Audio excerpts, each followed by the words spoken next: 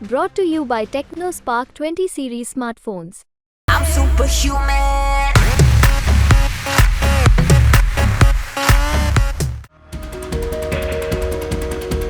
पहले चरण में कम वोटिंग के बाद मुख्यमंत्री नीतीश कुमार एक्टिव हैं। दूसरे चरण में 5 सीटों पर जहां चुनाव होने हैं, वहां एनडीए की तरफ से जेडीयू के ही प्रत्याशी चुनावी मैदान में हैं।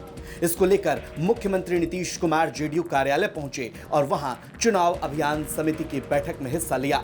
मुख्यमंत्री ने सभी को निर्देश दिया कि 26 तारीख को होने वाले दूसरे चरण के चुनाव पर नजर रखें। मंत्री विजय चौधरी ने बैठक के बाद कहा कि मुख्यमंत्री नीतीश कुमार का निर्देश हुआ है कि सभी चीजों पर गंभीरता से नजर रखें। उन्होंने दावा किया कि इस बार दूसरे चरण में 5 सीटों पर जेडीयू चुनाव लड़ रही है और हम लोग 5 सीट जीतेंगे। क्या कुछ कहा विजय चौधरी ने, सुनिए। देखिए, दूसरा चरण, सही बात है कि बिहार में दूसरे चरण में जिन 5 क्षेत्रों में मतदान होना है, 5 क्षेत्रों में एनडीए के तरफ से जदयू के ही उम्मीदवार हैं और हम लोग पूरी गंभीरता से इस अभियान का अनुश्रवण यानी मॉनिटरिंग भी कर रहे हैं और काफ़ी संतोषप्रद ढंग से हम लोग का अभियान चल रहा है।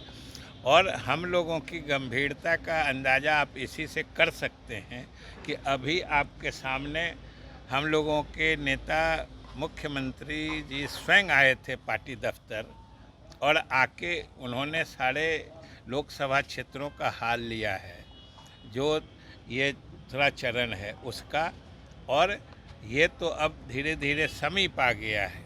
इसकी तो तैयारी, अभियान सब कुछ अंतिम चरण में है और बाकी उसके आगे भी हम लोग की रणनीति कैसे चलेगी उसके बारे में काफ़ी अच्छे से विमर्श किया है और उन्होंने आवश्यक निर्देश दिया है और हम सब लोग मिलके उस पर कर रहे हैं।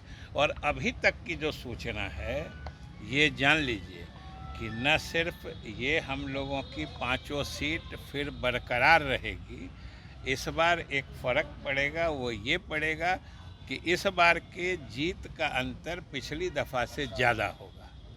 यही हम लोगों के अभी तक जो हम लोगों ने इसकी समीक्षा की है उसका मतलब लब्बुलुआब जो कहते हैं वो यही है। बहरहाल जो भी हो, लेकिन मुख्यमंत्री नीतीश कुमार अब सुपर एक्टिव हैं, क्योंकि 5 सीट पर जनता दल यूनाइटेड के कैंडिडेट चुनावी मैदान में होंगे और अगर कम वोटिंग हुई तो इसका नुकसान भी उठाना पड़ सकता है।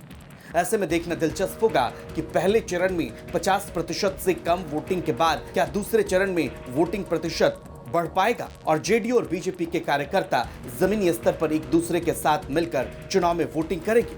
पटना से राजेश कुमार झा की रिपोर्ट, बिहार तक।